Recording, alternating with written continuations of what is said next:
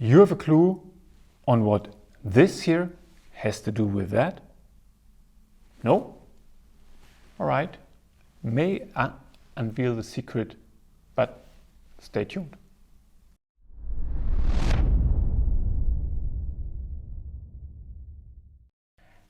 As you guessed already, I believe the topic of today is rouging. And to answer the question from the beginning, what does this here has to do with stainless steel? The answer is pretty simple: nothing.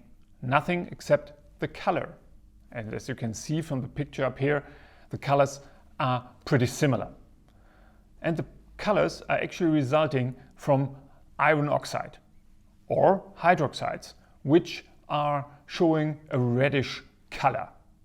So where does it come from and why does it exist? How is it produced and what are the mechanisms behind? Usually rouging is a result of water, of very clean water. Very clean is not enough. It needs to be very hot as well. So the question is why?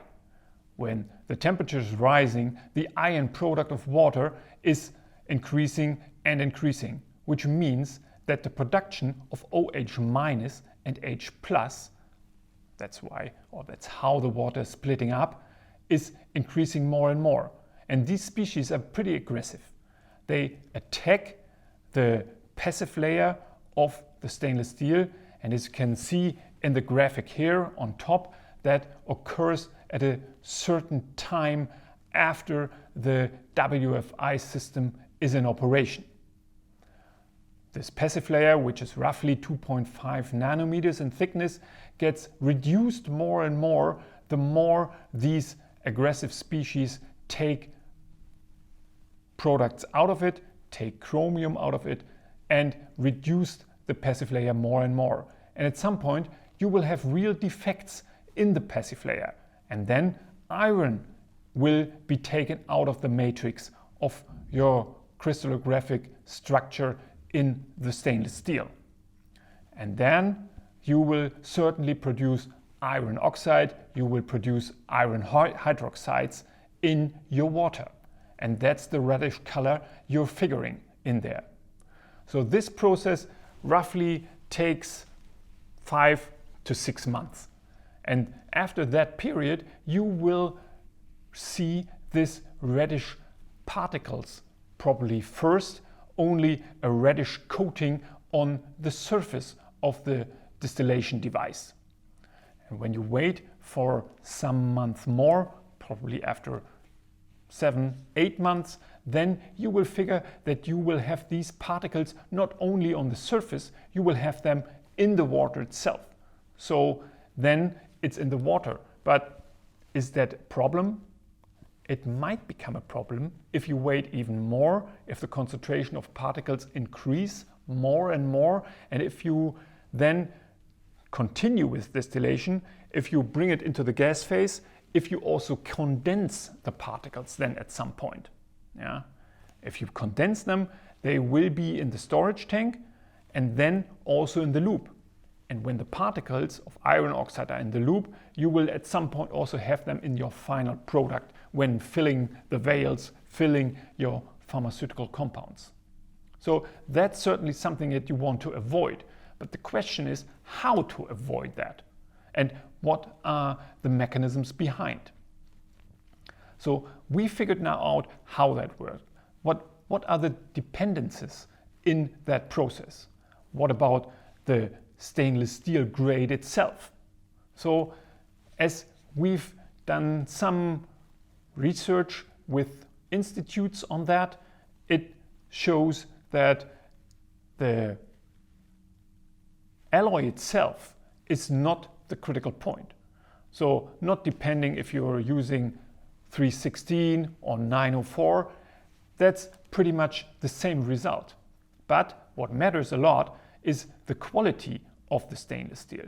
So the cleanliness of it. Yeah? And not only the cleanliness of the surface, but the cleanliness of the material itself. When you take a look at the surface, you will figure here in this picture that the surface matters a lot. Even a electropolished surface shows rouging at some point. But much earlier, a grinded surface shows rouging.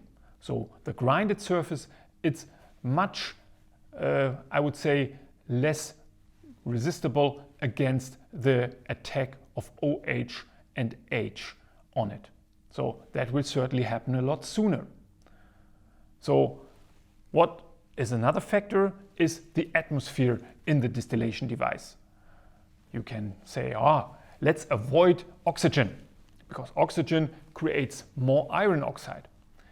That's not true. The oxygen in the atmosphere is actually very beneficial for the stainless steel because it will help the stainless steel to provide a stable passive layer. What is a problem is CO2, for example. When you exchange the atmosphere in the distillation device from water to CO2, you will have much more rouging. On the other hand, when you exchange it to nitrogen, it's more or less indifferent. So the effect is not really big. Yeah? It's not harmful, but it's also not helpful. Yeah? So let's stay with oxygen in there. What more can we say about that?